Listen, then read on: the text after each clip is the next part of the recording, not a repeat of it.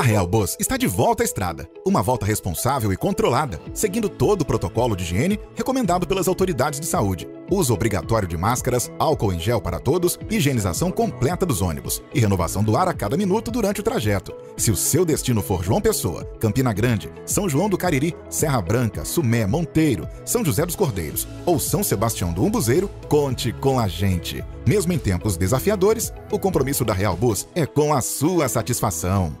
Segunda-feira, dia 2 de agosto, início de semana, começo de mês. Opção para a Vida hoje está imperdível. Eu convido você agora a ficar com a nossa guia turística, Aline, e no bloco seguinte você ficará com o pastor Antônio Júnior trazendo a conclusão da sua mensagem. Shalom e bem-vindos de volta ao Israel com a Aline. Eu tô super animada para o dia de hoje, pois nós vamos à cidade de Belém.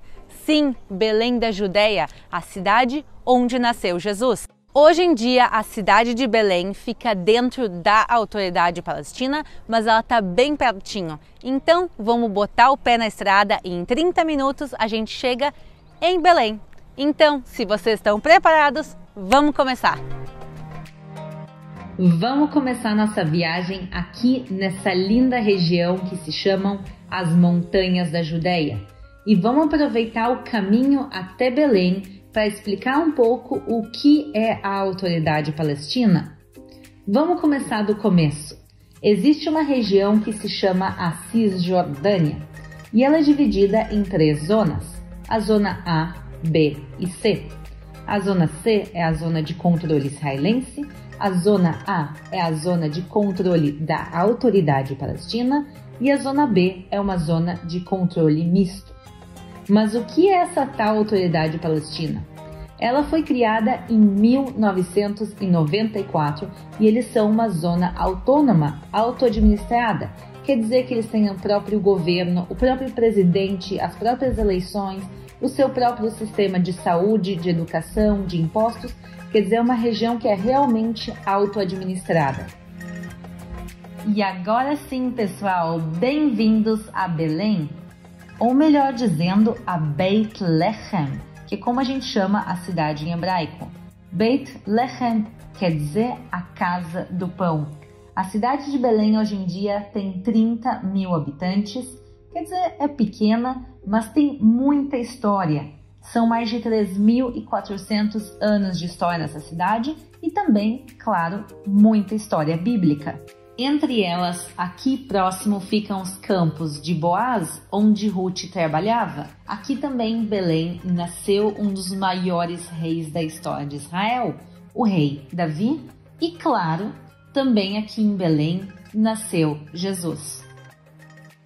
Chegamos na praça principal de Belém e aqui é onde são feitas as celebrações natalinas todos os anos. E é lindo! Milhares de cristãos do mundo todo vêm até esse local celebrar o nascimento de Jesus.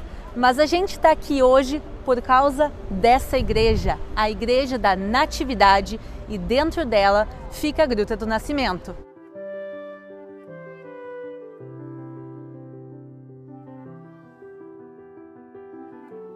Mas antes de a gente entrar dentro da igreja mesmo, eu tenho uma pergunta.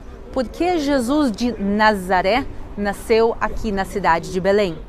Nessa época, há um pouco mais de 2000 anos atrás, os romanos fazem um censo, uma contagem de população, e cada um agora tem que ir para a cidade de origem da sua família para fazer a contagem de população. Maria, por ser casada com José, tem que ir até onde ele vai. E aonde José tem que ir? A casa ou a cidade de origem da sua família, e já que José, como a própria Bíblia nos conta, é da casa de Davi, ele tem que vir aqui até Belém, a cidade onde Davi e sua família viviam. E quando eles chegam a Belém, eles não têm onde se hospedar. E por isso eles vão se hospedar, eles vão ficar num estábulo de animais. E Maria vai dar luz a Jesus dentro de um estábulo. Agora, nessa época, aqui na região da Judéia, muitas vezes os animais eram guardados dentro de grutas, dentro de cavernas. E por isso é a Gruta do Nascimento esse estábulo. E agora a gente vai entrar juntos na igreja e ver a Gruta do Nascimento. Vamos lá!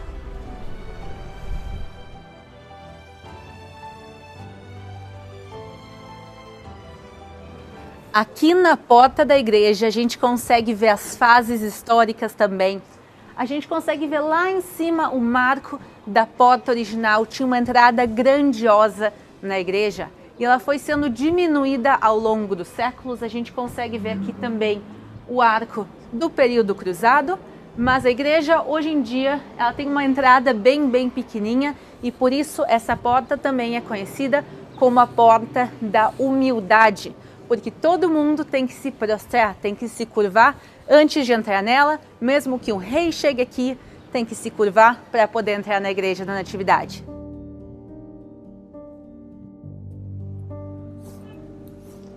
Esse é o local de adoração cristã contínua mais antigo que existe no mundo.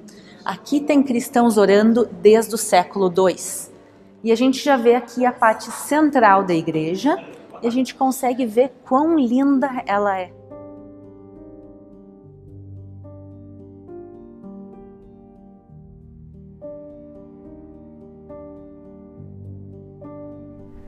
E a primeira construção feita nesse lugar não foi uma construção cristã. Como assim? No ano 130, o imperador de Roma, Adriano, começa a construir locais pagãos sobre locais de adoração cristãos e judaicos. Por exemplo, no local que ficava o Templo de Jerusalém, ele constrói um templo para o deus Júpiter. E aqui, no principal local cristão de Belém, ele manda construir um templo para Adonis, no ano 135. Durante 200 anos, esse local vai funcionar como um templo para Adonis, até que o Império Romano se converte do paganismo para o cristianismo e aí finalmente é construída aqui a primeira igreja no ano de 326 pelo imperador Constantino e por sua mãe, Helena. E tem restos dessa igreja de 1700 anos aqui. O piso original segue aqui até os dias de hoje.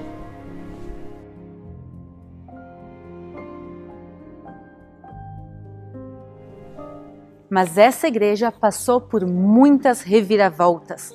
No ano de 529, vai ter uma grande rebelião samaritana que vai culminar com a destruição da igreja.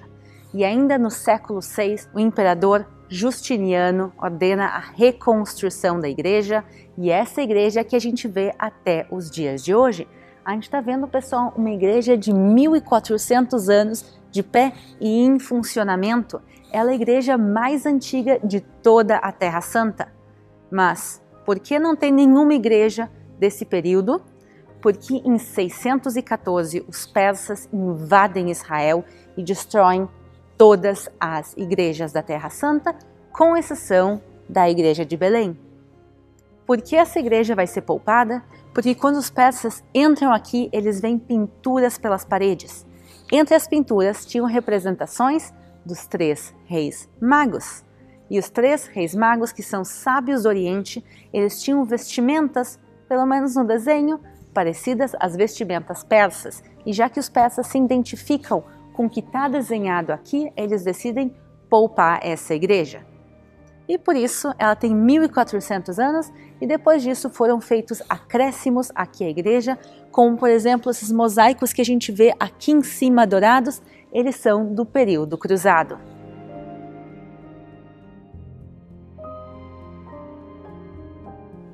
Como a gente consegue ver aqui atrás, a igreja no momento está em restauração.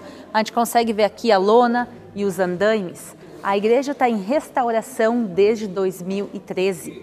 Eu vou colocar agora para vocês fotos da igreja antes da restauração e a gente vê como ela está agora e a diferença colossal que tem entre um e outro.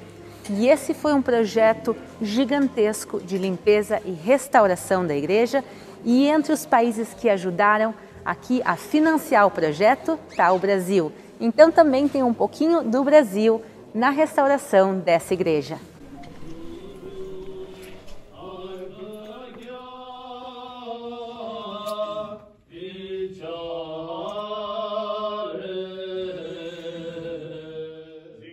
A custódia da igreja hoje em dia é dividida entre 5 denominações cristãs. Quer dizer que cada um deles guarda um pedaço da igreja. Os principais são os gregos ortodoxos, mas a gente também tem armênios apostólicos, romanos católicos e também um pouquinho para os coptas e para a igreja ortodoxa síria. E olhem que legal, a gente chegou aqui e a gente está vendo que dentro da gruta, nesse momento, está acontecendo uma cerimônia da igreja armênia. Então a gente está ouvindo os cânticos deles, também dá para ver o incenso que eles estão colocando, e assim que eles terminarem, a gente também vai poder entrar.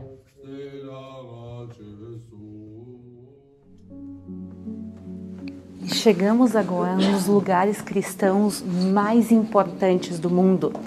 A gente tem 2 lugares muito especiais dentro aqui da Gruta da Natividade. O primeiro deles é esse espaço aqui, com essa estrela de prata de 14 pontas. A gente sabe que Jesus nasceu nessa gruta e, segundo a tradição cristã, não só nessa gruta, como especificamente nesse lugar.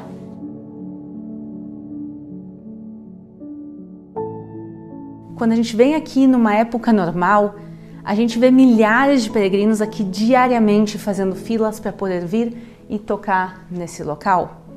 E nesses dias tão difíceis e tão diferentes que a gente está vivendo, para mim é uma experiência muito diferente estar aqui no local praticamente sozinha, mas eu digo, pessoal, praticamente. Nos poucos minutos que a gente chegou, eu já vi várias pessoas entrando e saindo e orando. Então, pessoal, esse local não está vazio e sim, ainda assim, mesmo com toda a dificuldade, cristãos seguem vindo aqui orar diariamente. Eu estou inclusive ouvindo aqui alguém que vai entrar daqui um pouquinho, então vamos seguir para o próximo lugar que eu quero mostrar para vocês, que é aqui.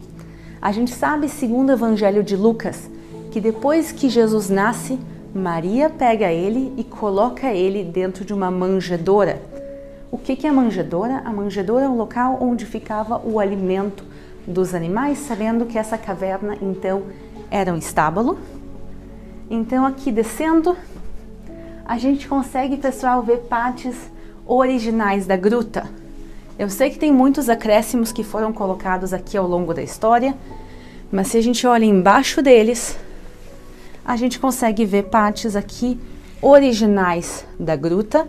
Eles estão aqui pretos por causa, a gente consegue ver por causa da fuligem das velas, que foi sendo acumulada ao longo dos séculos, mas o mais importante é aqui, esse é o local da manjedoura, pessoal. Então nessa gruta a gente tem o local do nascimento e também o local da manjedoura demarcados.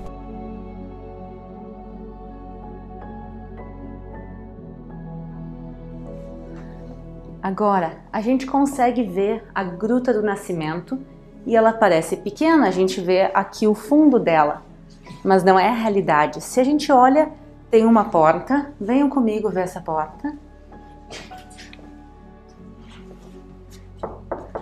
Tem alguma coisa aqui para o outro lado?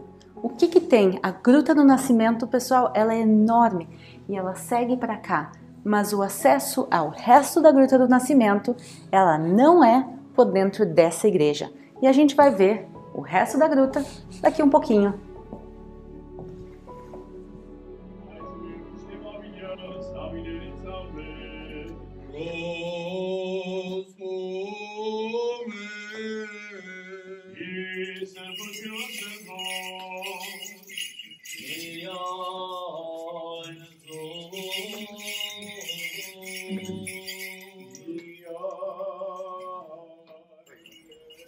Estamos em abril, mas o clima de Natal de Belém dura o ano todo. Inclusive aqui em cima a gente consegue ver luzes e decorações natalinas. Claro, na época de Natal tem bem mais, mas no ano todo tem um clima muito bonito natalino na cidade. Lembram que quando a gente estava dentro da gruta, no fundo dela, a gente viu uma porta. E a gente sabe que a Gruta da Natividade, ela segue, mas ela não está acessível dentro da Igreja da Natividade, onde nós vimos, só até aquela parte. Onde está o resto da Gruta da Natividade? dentro dessa igreja. Ela se chama a Igreja de Santa Catarina de Alexandria. Ela é uma igreja católica e agora a gente vai entrar juntos e ver o que tem no resto da Gruta da Natividade e vocês vão ficar impressionados quão grande essa gruta é.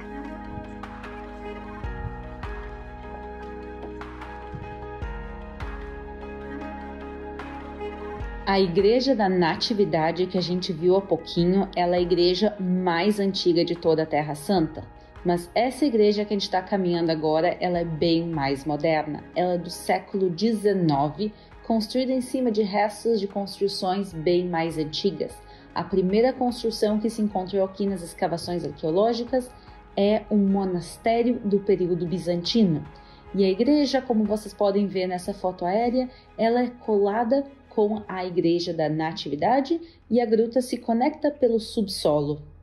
Esse é o mapa da Gruta da Natividade, então vejam quantos espaços tem aqui, quantos lugares, quantas salas. Tem a sala que a gente viu, que é o local do nascimento e da manjedoura. Tem também um espaço chamado Espaço de São José, de São Jerônimo, que a gente vai ver daqui um pouquinho também. Quer dizer, é gigantesco esse lugar.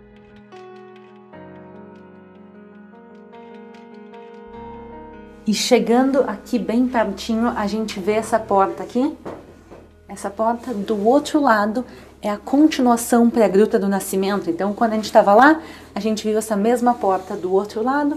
Isso mostra pra gente que a gente está realmente em uma grande gruta que foi dividida depois entre as duas igrejas.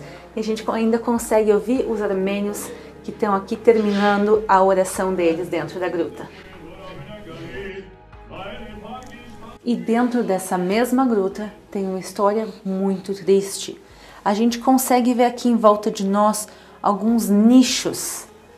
Segundo a tradição cristã, esses nichos são parte dos sepulcros das crianças inocentes. Quando Jesus nasce, o rei então, Herodes, ordena a matança das crianças inocentes. Então aqui se acredita que parte desse espaço foi usado justamente como sepulcros.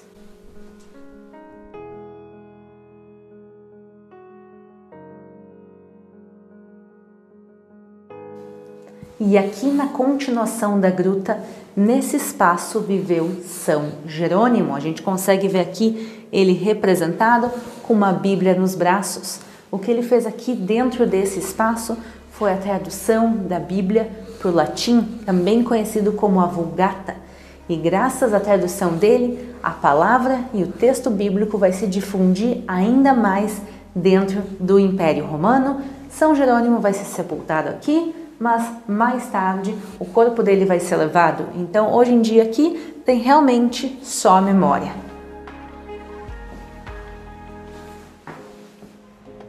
Estamos agora saindo da igreja, mas eu tenho mais um recado importante. Mas vamos aproveitar agora e ter uma vista bonita da cidade de Belém. E eu quero agora anunciar que o nosso canal tem clube de membros. O que isso quer dizer? Quer dizer que vocês podem ajudar o nosso canal e os nossos novos vídeos e também receberem conteúdo exclusivo. Então aqui embaixo tem um botãozinho que está escrito Seja Membro. Cliquem lá e confiram as opções de membros aqui do canal. No canal tem vídeo para todo mundo, todas as quartas e domingos. Um beijo para todo mundo, muito obrigado por assistirem e a gente se vê na quarta-feira com mais um vídeo especial aqui da cidade de Belém.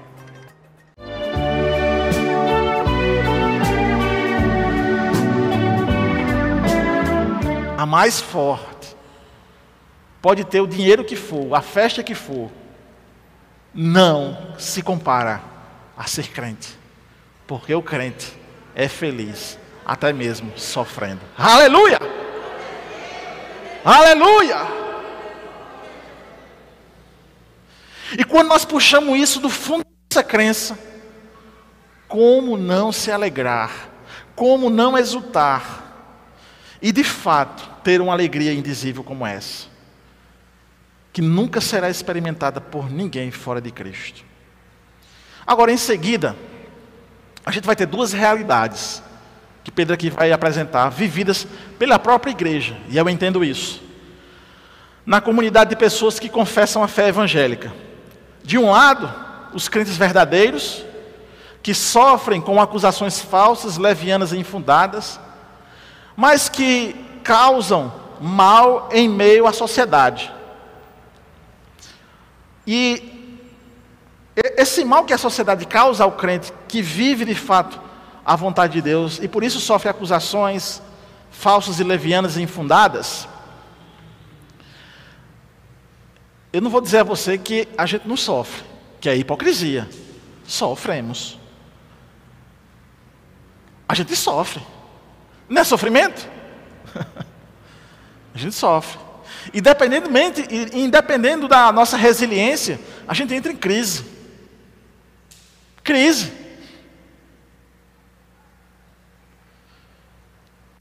E até mesmo nós, crentes, somos passíveis de sofrer com tamanha injustiça. E aí Pedro vai caracterizar essas pessoas. O crente que sofre injúrias, perseguições, acusações falsas, e que sofrem por causa disso, porque não fizeram, não existe algo pior do que você pagar por uma coisa que você não fez. Mas também ele vai apresentar pessoas que estavam dentro da igreja, que se diziam que eram crentes, que eram acusadas de roubar, de assassinato e de se meter em conversa, fofoqueiros, mas que eram pessoas que de fato faziam isso e se escondiam atrás da capa da igreja. Verso 14: se pelo nome de Cristo sois injuriados, bem-aventurados sois, porque sobre vós repousa o Espírito da glória de Deus e de Deus. Não sofra, porém, nenhum de vós. Por isso que eu estou dizendo que são duas particularidades dentro da igreja, porque ele está se dirigindo aos leitores, e ele está dizendo aos leitores: porém, nenhum de vós sofra, porque são assassinos, porque são ladrões, são malfeitores, ou como que se intromete em negócios de outrem. Então você entende essas duas perspectivas? Ele está dizendo, ó, o sofrimento por injúria, por falsidade é uma coisa, vai redundar em bênção. Agora, se você está sendo julgado, injuriado e apontado por que você está fazendo, aí é outra coisa. E aí que nós vamos entender que de fato existem pessoas que infiltram dentro da igreja e se aproveitam da boa reputação que o crente tem para praticar suas safadezas. Os crentes, eles sofrem com injúrias, algo que nos acusam sem prova e com intenção de machucar, ou lhe tirar da presença de Deus, de querer mesmo derrubar, por motivo até às vezes escusos. Esse é um lado da realidade. Mas o outro lado da realidade é a realidade da recompensa e do êxtase celestial que cada um nós vamos ter, e eu já falei sobre isso. Então, grande de fato é a recompensa para o crente que é então perseguido. Estabeleça isso na sua mente. Grande é a recompensa. Jamais vista ou experimentada é aquilo que está nos aguardando. Agora, se o sofrimento é porque realmente você fez aqui algo que causou mal, e esse mal foi causado pelas suas próprias mãos, a recompensa também virá, mas será diferente do crente. E finalizando aqui, irmãos, o verso número 16, depois eu vou voltar com a ilustração dos versos 14 e 15, mas deixa eu finalizar aqui com o verso 16, quando Pedro indica que ele aponta que o sofrimento que um cristão às vezes experimenta não é por causa de atividades criminosas ou contravenções. Ou seja, nós não podemos confundir algo de errado que se fez e querer colocar isso como sendo uma perseguição por ser crente. Que é uma característica também que esses malfeitores, quando adentram a igreja, eles vestindo essa capa, né, da boa reputação que o crente tem, se transvestindo de crente, às vezes vai passar. E eu quero ser claro aqui numa dessas questões, ou nessa consequência de ser crente no cenário brasileiro. Há alguns anos atrás,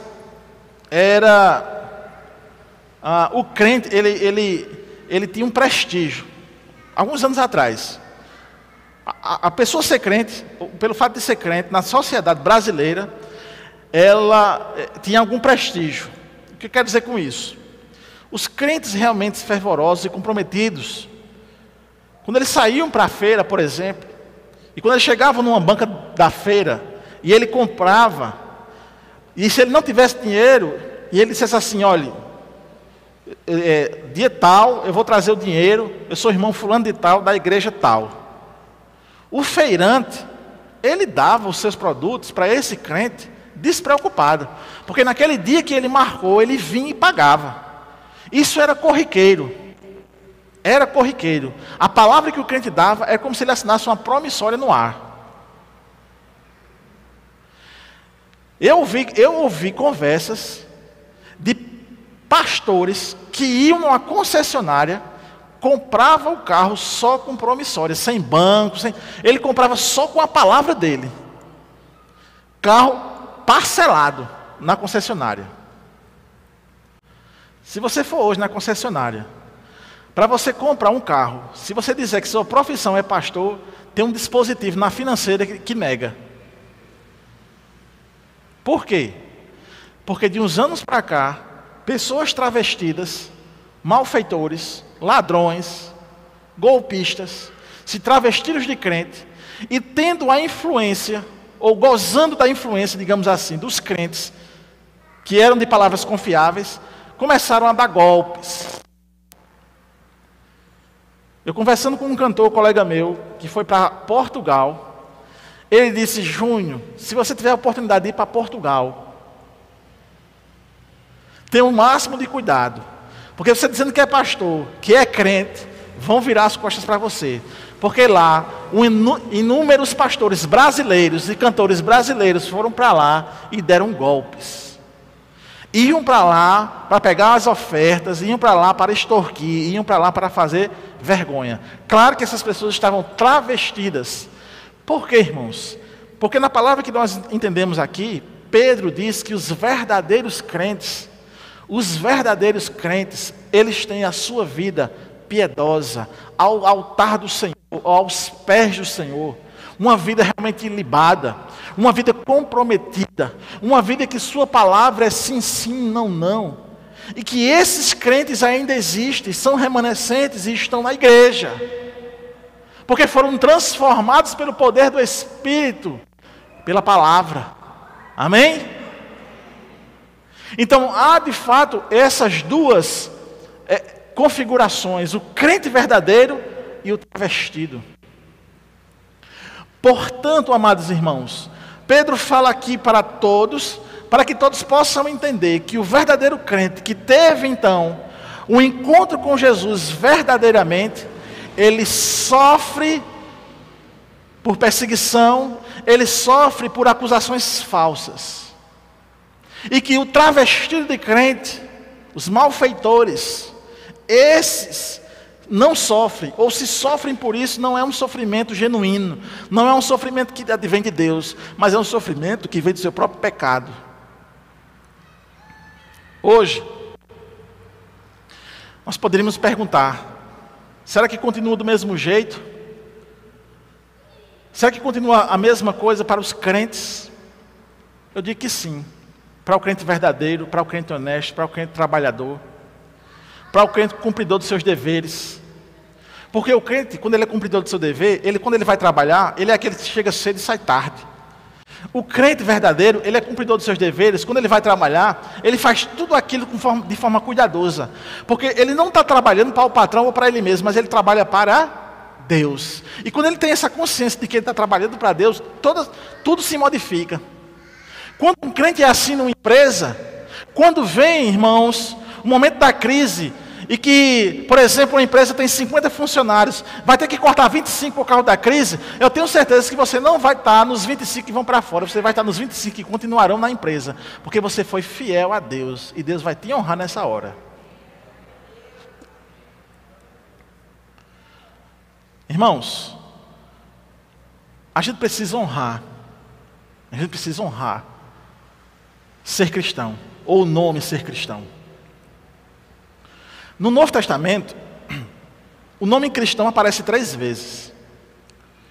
Durante os anos 50, os crentes, 50 lá da era, né, da igreja primitiva, as primeiras 5 décadas Os crentes, eles eram chamados de cristão, ou eles foram chamados pela primeira vez de cristão na cidade de Antioquia. Está registrado em Atos capítulo 11, verso 26. Tendo-o encontrado, levou para Antioquia, e por todo um ano se reuniram naquela igreja e ensinaram numerosas multidões. Em Antioquia foram os discípulos pela primeira vez chamados cristãos. Mas também eles eram conhecidos como seguidores de Cristo.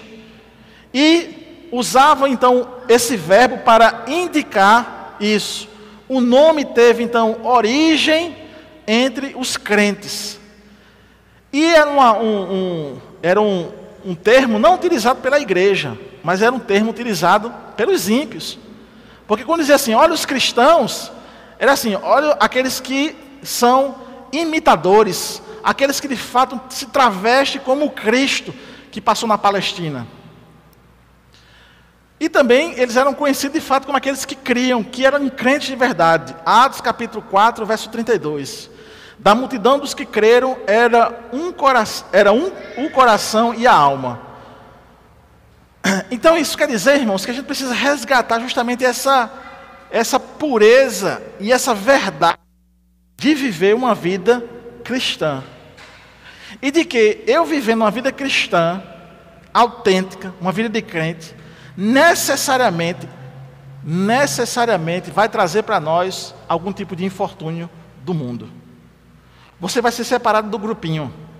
Você vai ser cancelado nas redes sociais.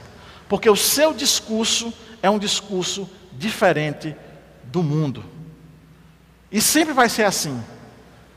Mas no momento que você estiver sendo injuriado, perseguido, apontado por causa de Cristo, nós aprendemos aqui com Pedro que o meu coração deve se alegrar. É um estado de espírito mesmo. Eu me alegro porque eu estou sendo perseguido por causa do nome de Cristo. E eu quero dar uma notícia a vocês, que vai apertar mais. Amém? A gente fica querendo esperar assim, não, vai afrouxar. Não, se afrouxar a coisa fica ruim. Tem que apertar. E quanto mais aperta, mais a nossa fé é purificada. Quanto mais aperta, mais eu estou próximo de Deus. Se você perceber no estudo do Antigo Testamento também, quando o povo passava por um momento de prosperidade, aí pronto, começava. Aí levantava ídolo, altares. Quando Deus apertava, o povo se voltava. É a lógica de Deus. Ele quer trabalhar assim. E se Deus quer trabalhar assim, e estabeleceu isso, eu recebo com ações de graças. Amém, irmãos? Espero que você tenha sido profundamente enriquecido e eu convido você a continuar conosco amanhã, se Deus assim nos permitir. Tenham todos um bom dia e até amanhã.